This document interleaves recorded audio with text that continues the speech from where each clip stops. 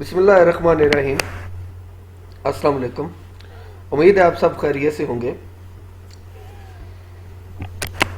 جنت کے پتے ایپیسوڈ 12۔ ڈی جے اور جہاں اس سے چند قدم آگے نکل گئے تھے۔ وہ قدیم زمانوں کے رومانس میں کوئی ذرا پیچھے رہ گئی تھی۔ وہ دونوں باتیں بھی کر رہے تھے، ان میں اب تک خاصی بے تکلفی پیدا ہو چکی تھی۔ جہان اسے ریسٹورنٹ کے متعلق کچھ بتا رہا تھا۔ یہاں بہت زیادہ اقسام کے کباب ملتے ہیں، غالباً 150 اقسام کے۔ ہر ریسٹورنٹ یا تو سوپ فری دیتا ہے یا ایپل ٹی۔ وہ بے توجہی سے ان کی باتیں سنتی قدم اٹھا رہی تھی۔ اس جگہ سڑک دونوں اطراف سے ریسٹورنٹ میں گھری ہوئی تھی، ان کے دروازے کھلے تھے اور سامنے برآمدوں میں شیڈ تلے کرسیاں میزیں بچھی تھی۔ سیاحوں کا ایک ہجوم آرزو پھیلا تھا۔ سڑک کے وسط میں ایک مجمع سا لگا ہوا تھا۔ وہ تینوں بھی بے اختیار دیکھنے کے لیے رک گئے۔ سیاحوں کے ہجوم کے درمیان کھڑی وہ ایک خوبصورت سی ترک بچی تھی۔ وہ گہرے جامنی بغیر آستین فراق میں ملبوس تھی اور گھنگریالے بال کندھوں پہ آگے کو ڈالے ہوئے تھے۔ وہ ریڈ کارپٹ پہ کھڑی کسی اداکارہ کی طرح کمر پہ ہاتھ رکھے ایک معصوم سا پوز بنائے کھڑی تھی، اور ارد گرد میں دائرے میں کھڑے سیاح کھٹا کھٹ اپنے کیمروں میں اس کی تصویریں مقید کر رہے تھے۔ وہ ہر تصویر کے بعد ذرا مختلف انداز سے کھڑی ہو جاتی اور چہرے پہ معصومیت طاری کیے کبھی آنکھیں ٹپٹپاتی، کبھی تھوڑی تلے ہاتھ رکھتی، کبھی مسکراتی، کبھی ناک کوڑتی۔ شاید ایک دو سیاح اس کی تصویر بنانے رکے ہوں گے تو دیکھا دیکھی مجمع لگ گیا، اور ڈی جے بھی فوراً اپنے کیمرہ نکال کر تصویریں بنانے کھڑی ہو گئی۔ اس بچی کو پوز اتنے پیارے تھے کہ تصویر بنا کر بھی ان کا دل بھر نہیں رہا تھا۔ تھوڑی دیر بعد حیا نے لمحے بھر کے توقف کرتے ہوئے چہرہ اٹھایا تو دیکھا جہان ساتھ ہی کھڑا لب بھیجے قدرے ناگواری سے یہ سارا منظر دیکھ رہا تھا۔ وہ شانے چکائے پھر سے سیاحوں کے جگمٹے میں گھڑی بچی کی طرف توجہ ہو گئی۔ یار عمر دیکھو اس کی، اور ان ایکشن کیسے مار رہی ہے۔ ڈی جے ہنستے ہوئے تصویریں کھینچ رہی تھی۔ دفعتاً مجمع کو چیر کر ایک لڑکی تیزی سے آگے بڑھتی دکھائی دی۔ اس نے لمبے سکرٹ اور کھلے سے سویٹر کے اوپر بھورا سادہ سکارف چہرے کے گرد لپیٹ رکھا تھا۔ اس کی رنگت سنہری تھی اور آنکھیں بھوری سبز۔ وہ 16-17 برس کی لگتی تھی۔ بائیں کونے پہ اس نے ٹوکری ڈال رکھی تھی جس میں جنگلی پھول تھے۔ وہ ماتھے پہ تیوریاں لیے آگے بڑھی اور سختی سے اس بچی کا بازو پکڑا۔ بچی گھبرا کر پلٹی اور جیسے ہی اس لڑکی کو دیکھا اس کے لبوں سے ہولے سے نکلا عائشہ گل، جو ابا جواباً وہ بھوری سبز آنکھوں والی لڑکی ترک میں غصے سے کچھ کہتی ہوئی اس کا بازو پکڑ کر مجمع میں سے راستہ بنا کر اسے لے جانے لگی۔ وہ ترک میں جو کہہ رہی تھی وہ ایسا تھا کہ سیاح فوراً پیچھے ہٹنے لگے۔ ریڈ کارپٹ شو ختم ہو گیا تھا۔ بچی اب مزاحمت کرتی چڑچڑے پن سے کچھ کہہ رہی تھی۔ وہ لڑکی جس کا نام شاید عائشہ گل تھا مسلسل بولتی ہوئی اسے لے جا رہی تھی۔ اس کی بھوری آنکھوں میں غصہ بھی تھا اور دکھ بھی اور شدید نمی بھی۔ حیا گردن موڑ کر ان کو جاتے دیکھ رہی۔ آؤ تمہیں اپنا بیوق ادا دکھاتا ہوں۔ جہان کی آواز پہ وہ چونکی، پھر خفیف سا سر جھٹک کر اس کے ساتھ آگے بڑھی۔ جہان نے ایک بگی روک دی تھی۔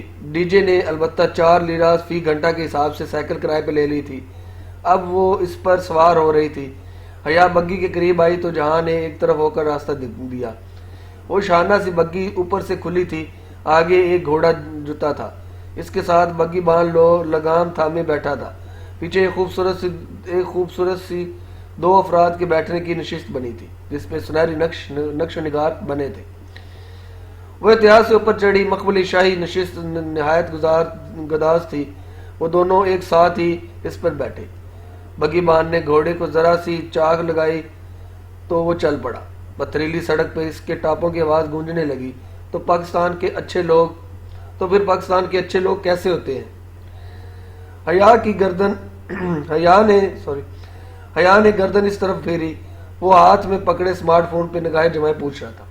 وہ اسے کبھی بھی مکمل توجہ نہیں دے گا، یہ تو طے تھا۔ پاکستان اور پاکستان کے اچھے لوگ۔ حیا گہری سانس لے کر سامنے کو دیکھنے لگی۔ سڑک 2 ریا سبز درختوں کی قطار سے گھری تھی۔ چند پیلے زرد پتے سڑک کے کناروں پہ بکھرے پڑے تھے۔ درختوں کے دونوں قطاروں کے درمیان بگی سست روی سے آگے بڑھ رہی تھی۔ ہم بہت ترقی یافتہ نہیں، بہت پڑھے لکھے نہیں ہیں، دھوکہ دہی، رشوت زنی، قتل و غارت اور بہت سی برائیاں میں ملوث بھی ہیں۔ ہمارے یہاں ظلم کھلے عام کیا جاتا ہے اور مظلوم بھی ہم ہی ہوتے ہیں۔ ہم پسماندہ بھی ہیں اور پس ذہن کے بھی، مگر ان سب کے باوجود جہان سکندر، ہم دل کے برے نہیں ہیں۔ ہمارا دل بہت سادہ، بہت معصوم، بہت پیارے ہوتے ہیں۔ پھر وہ قدر توقف سے بولی، کیا تم نے واقعی ابا سے پوچھا تھا کہ پاکستان میں ہر روز بم بلاسٹ ہوتے ہیں؟ میں نے موبائل کی اسکرین کی انگلیوں میں پکڑے ہوئے وہ ذرا سا چونکا، پھر زیر لب مسکرا دیا۔ شاید کیا نہیں ہوتے؟ ہوتے تو ہیں۔ ہماری انٹرنیشنل اسلامک یونیورسٹی کیفے میں بھی بلاسٹ ہوا تھا۔ اس دن ہمارا ایک فیئر پارٹی تھی اور ہم فرینڈز بلاسٹ سے 10 منٹ پہلے کیفے سے نکلی تھی۔ جب دوبارہ وہاں گئیں تو بہت برا منظر تھا۔ خون، ٹوٹا ہوا کانچ، جلی ہوئی دیواریں۔ اس نے یاد کر کے جیسی جھنجھری لی۔ تو سیکورٹی ادارے کیا کرتے ہیں؟ لگتا تو نہیں ہے کہ کچھ کرتے ہیں۔ خیر، ترکی کے لوگ کیسے ہیں؟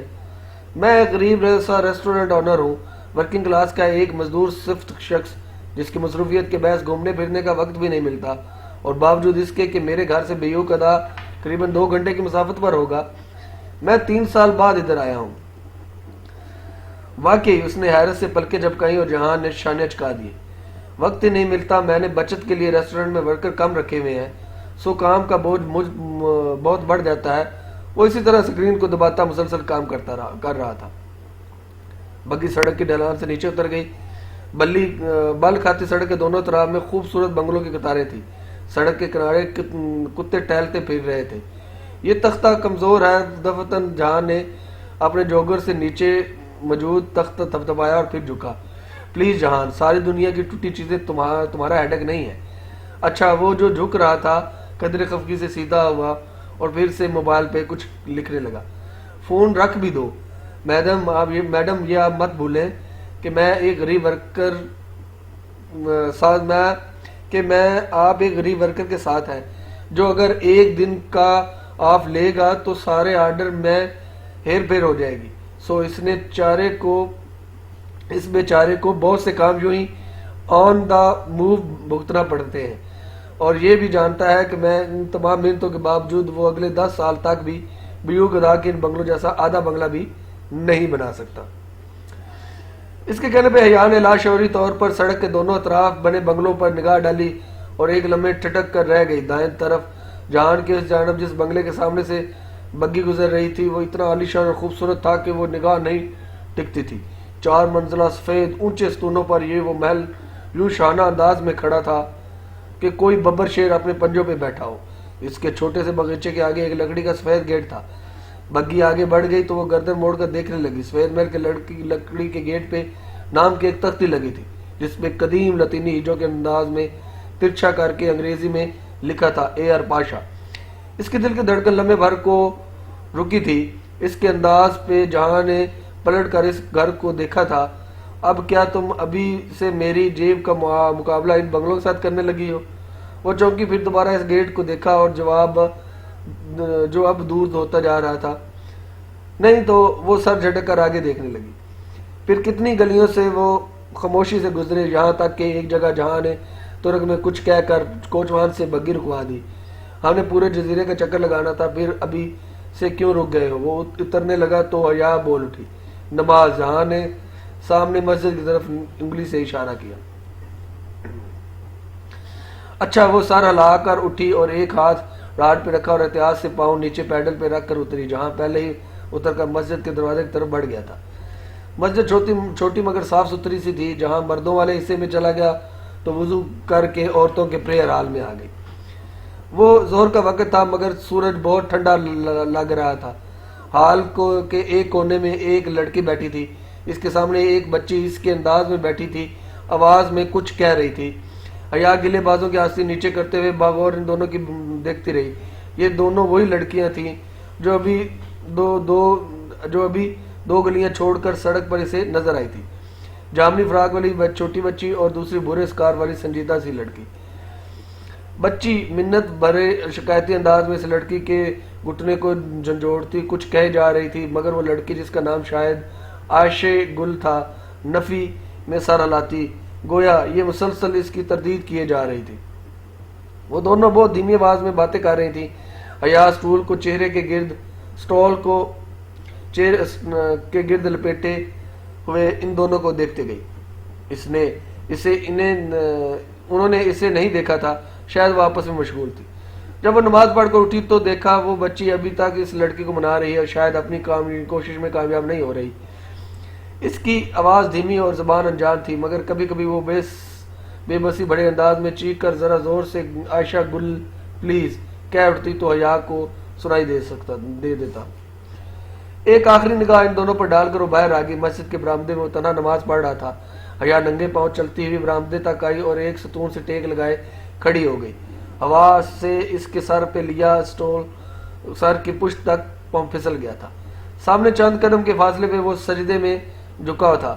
نیلی جینز اور اوپر سیاہ سویٹر، جہاں سکندر کا مخصوص لاپرواہ حلیہ وہ ایک مسکراہٹ کے ساتھ سر ستون سے نکالے اسے دیکھے گئی.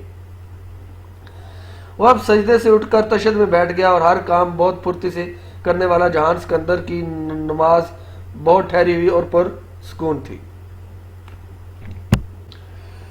وہ چونکا اس سے ذرا پیچھے کھڑی تھی تو یہاں سے اس کی طرف ہلکا رخ ہی نظر آتا تھا. گردن کی پشت اور چہرے کا ذرا سا دایاں حصہ وہ گردن جھکائے پڑھ رہا تھا. پھر اس نے دائیں رخ سلام کے لیے گردن موڑی تو حیا کو بالآخر اس کا چہرہ نظر آیا. وہ زیر لب مسکراتے اسے دیکھے گئی اور دوسری جانب سلام پھیر کر اس نے دونوں ہاتھ دعا کے لیے اٹھائے. چند لمحے بعد وہ یوں ہی بیٹھا دعا مانگتا رہا. پھر ایک گہری سانس لے کر دیکھا چہرے پر ہاتھ پھیرتے ہوا وہ کھڑا ہوا اور واپس موڑا تو اسے ستون کے ساتھ کھڑے دیکھ کر مسکرایا. تم انتظار کر رہی تھی؟ وہ ذرا مسکرا کر کہتا ہوا اس کی طرف آیا تو حیا نے اسبات میں سارا لا دیا. وہ دونوں ساتھ ہی باہر آئے تھے. جہان چوکٹ پہ جہاں وہ جھک کر کھڑا جوگر پہن رہا تھا تو حیا نے اسے پکارا. تم مذہبی ہو؟ تھوڑا بہت، وہ تسمہ باندھ رہا تھا.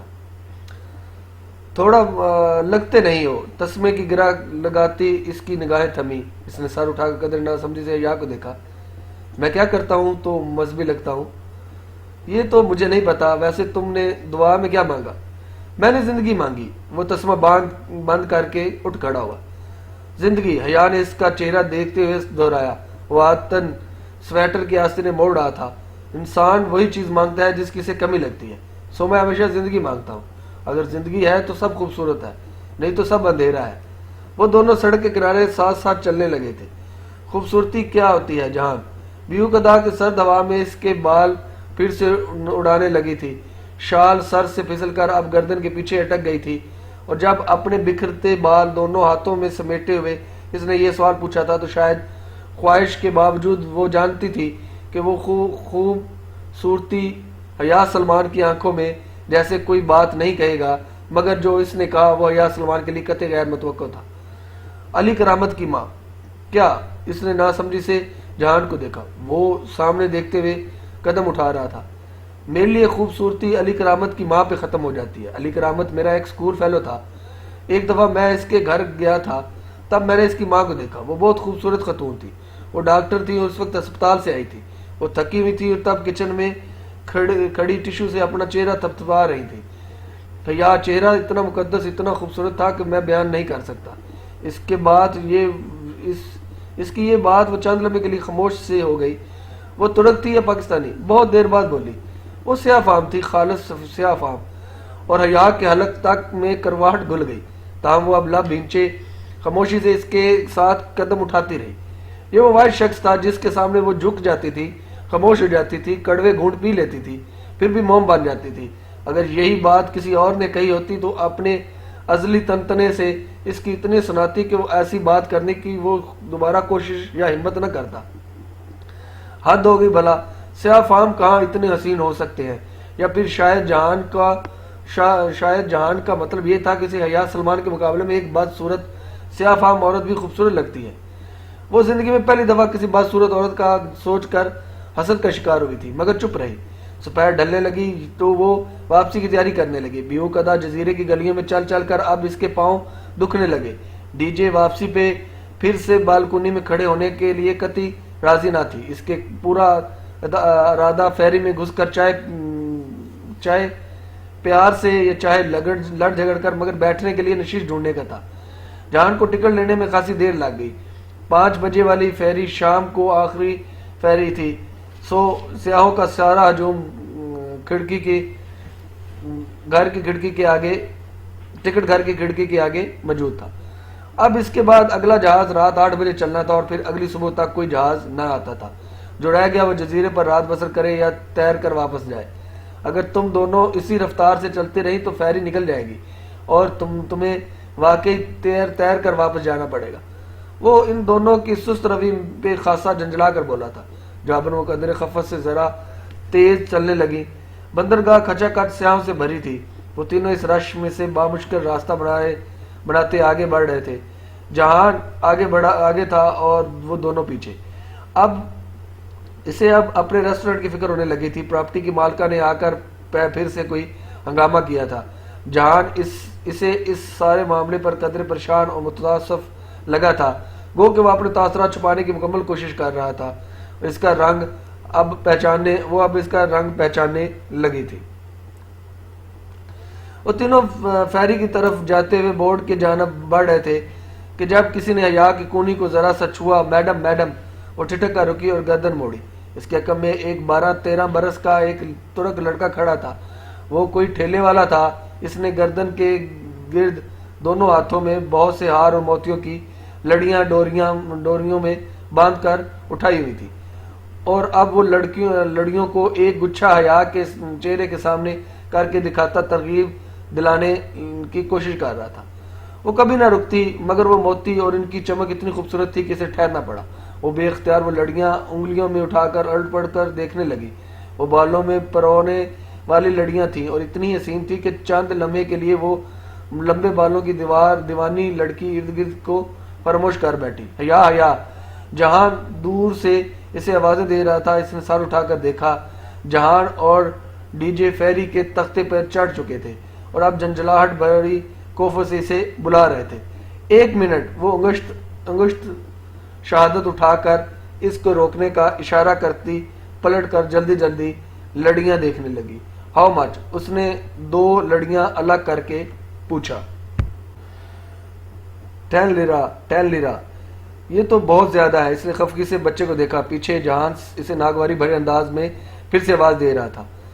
تم جاؤ، جگہ تلاش کرو، میں 2 منٹ میں آ رہی ہوں۔ اس نے اس کو مطمئن کرنے کے لیے جانے کا اشارہ کیا۔ ان تک ان کی آواز شاید پہنچ گئی تھی، تب بھی وہ دونوں سر ہلا کر مڑے اور فیری کے اندرونی راستے کی جانب بڑھ گئے۔ فیری نکلنے میں ابھی 3 منٹ تھے۔ وہ ان تینوں منٹوں کو ضائع نہیں کرنا چاہتی تھی۔ 7 لیرا، اس نے حتمی انداز میں لڑکے کو کہا اور پیسے نکالنے لگی۔ سنہری کلچ کھولا۔ اس سے قبل کہ وہ نوٹ نکالتی، لڑکے نے ایک دم پرس جھپٹا اور بھاگ کھڑا ہوا۔ لمحے بھر کو اسے سمجھ نہ آیا کہ وہ کیا کرے، اور جب سمجھ آیا تو وہ رکو میرا پرس، وہ چلاتی ہوئی اس کے پیچھے لپکی۔ جہاں ڈی جے فیری اس افتاداد میں اسے بھول گیا۔ لڑکا پھرتی سے بھاگتا جا رہا تھا۔ سیاح افراتفری میں فیری کی طرف بڑھ رہے تھے اور کسی کے پاس توجہ کرنے کا وقت نہ تھا۔ وہ تیز قدموں سے دوڑتی اس کے لڑکے کے پیچھے آئی اور بازار کی طرف مڑ گیا۔ اب ایک گلی کے عین وسط میں کھڑا تھا۔ حیا جیسے ہی بھاگتی ہوئی اس گلی میں داخل ہوئی، لڑکے نے چونک کر اسے دیکھا اور پھر بھاگ کھڑا ہوا۔ رکو، وہ غصے سے چلاتی اس کے پیچھے دوڑ رہی تھی۔ لڑکا خاصی پھرتیلا لگ رہا تھا، مگر وہ اتنا تیز نہیں بھاگتا تھا۔ 3 گلیاں عبور کر کے وہ اس ایک رہائشی علاقے میں داخل ہوا اور سر پٹٹ دوڑتا ہوا دائیں طرف کے قطار کے بنگلوں میں سے ایک کا گیٹ عبور کر گیا۔ وہ ہامتی ہوئی اس گیٹ تک آئی۔ گیٹ وہی تھا۔ لڑکا اندر ہی کہیں گیا ہوگا۔ دور کہیں فیری نکل چکی ہے۔ ڈی جے اور جہان جزیرے سے چلے گئے تھے اور وہ ادھر تنہا رہ گئی تھی، لیکن یہ وقت وہ سب سوچنے کا نہیں تھا۔ اسے اپنا پرس اور پاسپورٹ واپس لینا تھا ہر صورت میں۔ اس نے ایک لمحے کو اس نیم واک گیٹ کو کود دیا اور پھر اس کے پیچھے کھڑا اس عالیشان سفید محل کو پھر تیزی سے اندر آئی۔ یہ وہی سفید محل تھا جو اس نے دوپہر میں دیکھا تھا۔ چھوٹے سے باغیچے میں خاموشی چھائی ہوئی تھی۔ شام کے پردے اب نیلے پڑ رہے تھے۔ وہ پھولتے سانس کو ہموار کرتی متذبذب سی چلتی بنگلے کے داخلی دروازے تک آئی اور بیل کی تلاش میں ادھر ادھر دیکھا۔ لکڑی کا اونچا منقش دروازہ قدیم طرز کا بنا ہوا تھا۔ اس کے آس پاس بیل نامی کوئی شے نہ تھی، وہ کیا کرے؟ یوں منہ اٹھا کر کسی کے گھر میں گھس جائے، مگر وہ بھی تو اسی گھر میں چھپنے کی نیت سے داخل ہوا تھا، اسے بہرحال اندر جانا تھا۔ ایک مصمم ارادہ کر کے اس نے کندھے پہ پسلتی شال درست کی اور دروازے کی سنہری ناپ گھمایا۔ وہ قدیم وقتوں کا کوئی امر ہوتی شہزادی تھی جو راستہ بھٹک کر اس جزیرے پہ آ نکلی تھی اور اب سلطان کے محل کے سامنے کھڑی تھی۔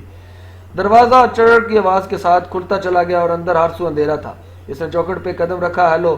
وہ 2 قدم مزید آگے آئی اور پکارا۔ اس کی آواز کی گونج اور دیوار سے ٹکرا کر پلٹ گئی۔ وہ کسی لابی میں کھڑی تھی، وہاں نیم طریقی سی چھائی تھی، صرف کھلے دروازے سے آتے شام کی نیلگوں روشنی میں آگے جاتی راہداری سے نظر آ رہی تھی۔ اس کا دل عجیب سی بے چینی اور خوف میں گرنے لگا۔ کوئی ہے؟ اب کہ اس نے پکارا تو آواز میں ذرا اجتاش تھا۔ ایک دم اس کے عقب میں ٹھا کے ساتھ دروازہ بند ہو گیا اور کلک کے ساتھ لاک لگنے کی آواز آئی۔ وہ گھبرا کر پلٹی اور دروازے کی طرف لپکی۔ ڈور ناب طریقی میں بامشکل اس کے ہاتھ میں لگا۔ اس نے زور سے ناب گھمایا، پھر گھمایا، مگر بے سود، دروازہ باہر سے بند کیا جا چکا تھا۔ اوپن دا ڈور! وہ دونوں ہتھیلیوں سے لکڑی کا دروازہ پیٹنے لگی، ساتھ ہی وہ خوفزدہ سی دبدبی آواز میں چلا بھی رہی تھی، شہزادوں کے جزیروں پہ خوش آمدید، کسی نے بہت دھیرے سے اس کے عقب میں کہا تھا۔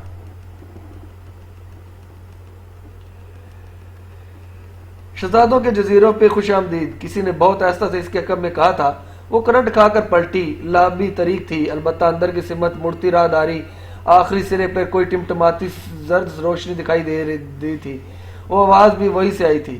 اس نے پلٹ کر آخری بار دروازے کی ناب کو گھمایا۔ وہ جامد رہا۔ اب اسے اس محل سے نکلنے کا کوئی راستہ تلاش کرنا تھا۔ جو بے وقوفی وہ کر چکی تھی اسے انجام تک پہنچانا ہی تھا۔ وہ آنکھیں سکڑا کر اندھیرے میں دیکھتی آگے بڑھی۔ طریق راہداری کے اس پار کوئی بڑا سا کمرہ تھا، شاید لیونگ روم۔ گھپ اندھیرے میں وہ زرد سی موم بتیوں کی روشنی میں وہاں سے آ رہی تھی۔ کون؟ اس نے چوکنے میں انداز میں پکارا۔ وہ لیونگ روم کے چوکھٹ پر آن کھڑی ہوئی تھی۔ اس کو خوش آمدید کہنے والی عورت وہیں سامنے ہی تھی۔ لمبے سکرٹ اور سویٹر میں ملبوس کار چہرے کے گرد لپیٹے ہوئے جڑیاں زرد چہرے والی ایک معمر خاتون تھی۔ وہ لانگ روم کے دوسرے سرے پہ کھڑی ہاتھ میں پکڑی موم بتی سے سٹینڈ پہ رکھی موم بتیوں کو جلا رہی تھی۔ ایک ایک کر کے سرد پڑی موم بتیاں جلنے لگی۔ آ جاؤ، اندر آ جاؤ۔ لمبی موم بتی سے اوپر نیچے اٹکی موم بتیاں جلاتے ہوئے انہوں نے اسے نرمی سے کہا۔ وہ اپنی جگہ سے نہیں ہلی، بس بنا پلک جھپکائے اس پر پرتاش لیونگ روم کے وسط میں رکھی میز کو دیکھے گئی، جس پر رکھا سنہری ستاروں والا کلچ موم بتیوں کی ہلکی زرد روشنی میں چمک رہا تھا۔ یہ تمہارا پرس ہے، تمہیں اسے لے سکتی ہو۔ اگر مجھے یقین ہوتا کہ تم میرے پاس صرف میرے بلاوے پہ آ جاؤ گی تو میں اس بچے کو نہ بھیجتی۔ اسے معاف کر دینا اس کی مجبوری تھی۔ آؤ بیٹھ جاؤ، کھڑی کیوں ہو؟ وہ ہاتھ میں پکڑی موم بتی لیے اب سامنے کھڑی تھی، ڈائننگ ٹیبل کی طرف بڑھ گئی۔ وہاں بھی ایک بڑا سا کینڈل سٹینڈ رکھا نظر آ رہا تھا، جس کے اوپر جگہ جگہ موم بتیاں سیدھی کھڑی تھی۔ وہ ایک ایک کر کے ان موم بتیوں کو بھی روشن کرنے لگی۔ حیا کسی معمول کی طرح چلتی ہوئی آگے بڑھی اور بڑے صوفے کے کنارے کی نشست پر جا ٹکی۔ اس کی نگاہیں ابھی تک قریب رکی میز پر دھرے اس سنہری کلچ پہ تھی۔ کچھ کھاؤ گی؟ اس نے ہولے سے نفی میں سر ہلایا۔ بہت ساری ہمت جمع کر کے وہ بامشکل کہہ پائی، آپ نے مجھے یہاں کیوں بلایا ہے؟ مجھے تم سے کچھ کہنا ہے اور پھر تمہیں کچھ بتانا ہے۔ عبد الرحمن آج صبح کی فلائٹ سے انڈیا چلا گیا ہے، مگر جاتے جاتے اس نے یہ کام میرے ذمہ لگایا تھا۔ وہ اب اس کی جانب پشت کیے آخری موم بتی جلا رہی تھی۔ عبد الرحمن کے نام پر حیران نہیں ہوئی، اس نے دوپہر میں ہی اس کے گھر کے باہر گیٹ پر لکھی تختی دیکھ لی تھی۔ اس کے باوجود جب وہ بچہ اس گھر میں داخل ہوا تو وہ پیچھے چلی گئی اور صرف اپنے پرس کے لیے آئی تھی یا کسی معاملے کو حل کرنے کے لیے۔ وہ کسی نتیجے پہ پہنچنے سے قاصر تھی۔ آپ کا عبد الرحمن سے پاشا سے کیا رشتہ ہے؟ وہ بولی۔ میں اس کی آواز زرد روشنی کی مانند مدم تھی۔ آہستہ آہستہ وہ بولی تو اس کی آواز زرد روشنی کی مانند مدم تھی۔ آہستہ اس کا خوف ظاہر ہو رہا تھا۔ میں عبد الرحمان کی ماں ہوں۔ انہوں نے ہاتھ میں پکڑی موم بتی میز پر رکھی اور انگلی کے پوروں پر لگی موم کھرچی، پھر پلٹ کر اس کی طرف آئی۔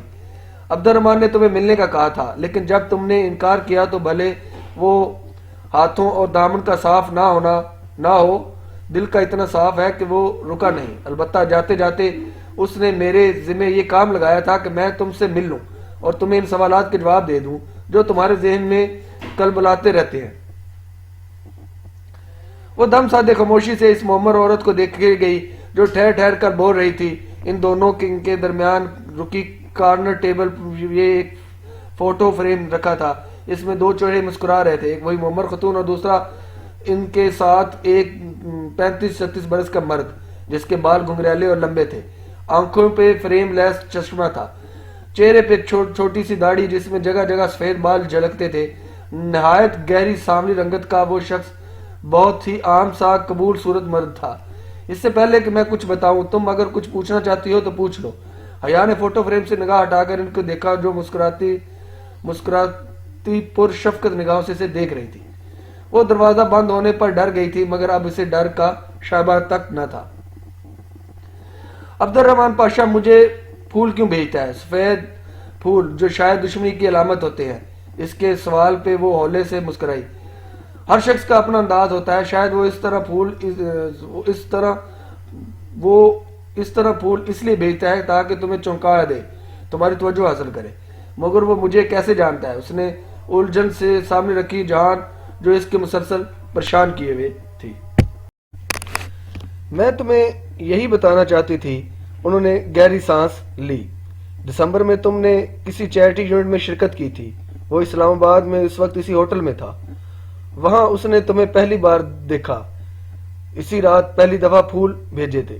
ایک دم سے اس 2-2.5 ماہ کے بے چینی کا اختتام ہو گیا۔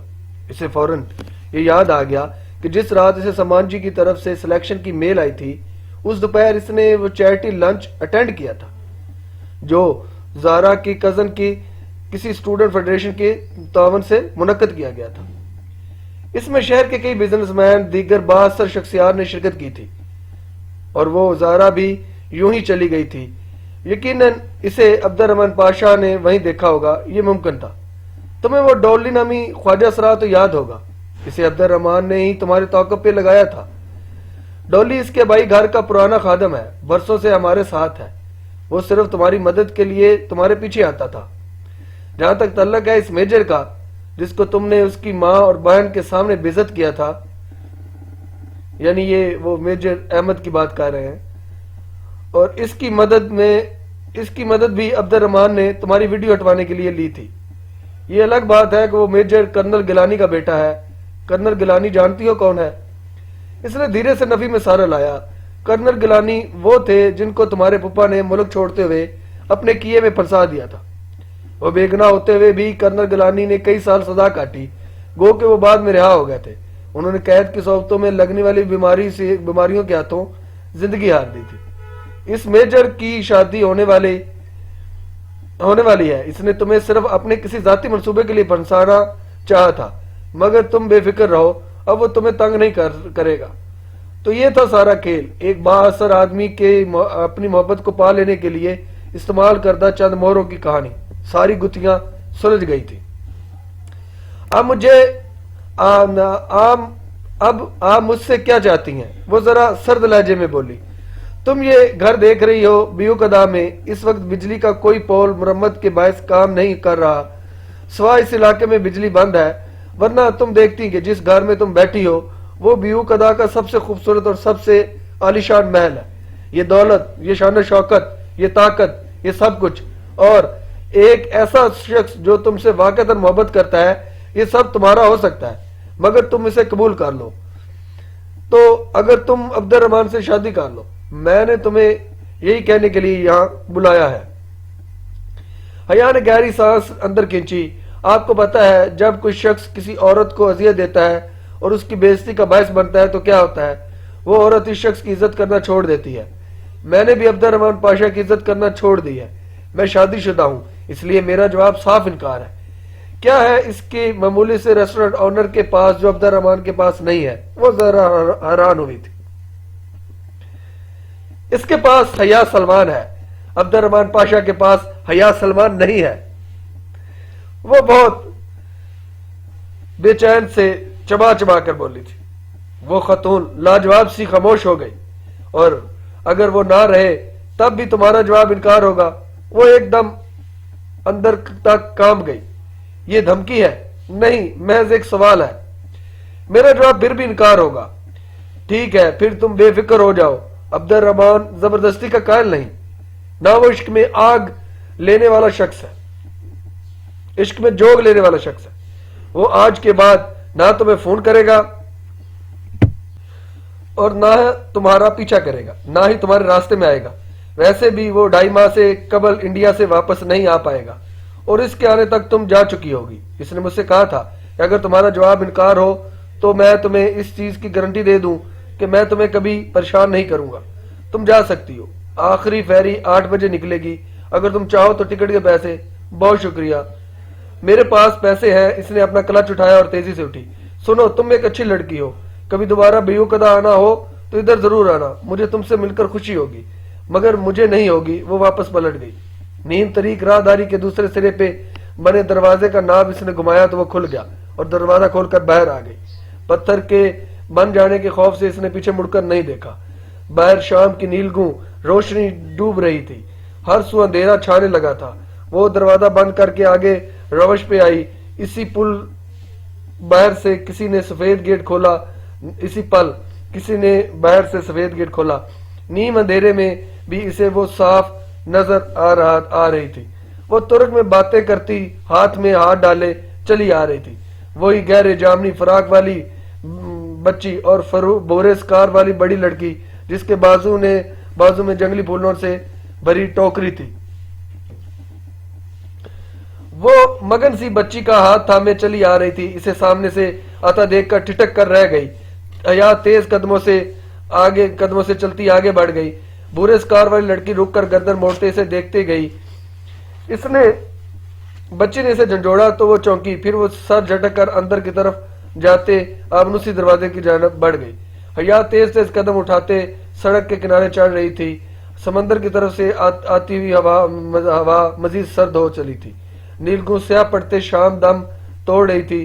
جب تک وہ واپس بندرگاہ پہ پہنچی شام اندھیرے میں بدل چکی تھی۔ طریق رات، ویران سمندر، پر اسرار جزیرہ، اور اس کا دل چاہ رہا تھا کہ کوئی محفوظ جگہ ملے تو وہ پھوٹ پھوٹ کر رو دے۔ ابھی تو وہ رونے کی ہمت بھی نہیں کر پا رہی تھی۔ رات کو فیری کتنے بجے آئے گی؟ اس نے ٹکٹ کی کھڑکی سے جھانکتے ہوئے افیسر سے پوچھا۔ اس کا موبائل جہان ساتھ لایا تھا مگر وہ واپس نہیں لے سکی تھی۔ جہان اور ڈی جے کے موبائل نمبر اسے زبانی یاد نہیں تھے، ورنہ کہیں سے کال کر لیتی۔ وہ چلے گئے ہوں گے، کتنے پریشان ہوں گے وہ اندازہ کر سکتی تھی۔ 8 بجے ٹکٹ چیکر نے جواب دیتے ہوئے بغور اسے دیکھا، پھر ساتھ رکھا کاغذ اٹھا کر دیکھا۔ آر یو حیا سلمان، پاکستانی ٹورسٹ؟ اس نے کہنے کے ساتھ ہی وہ پرنٹ آؤٹ اس کے سامنے کیا جس میں اس کی ڈی جے کے ساتھ آج دوپہر کی کھنچی ہوئی تصویر تھی۔ یس آئی ایم، میری فیری نکل گئی تھی، کیا میرے فرینڈز ادھر ہی ہیں؟ فرتے جذبات سے اس کی آنکھیں دبدبا گئی۔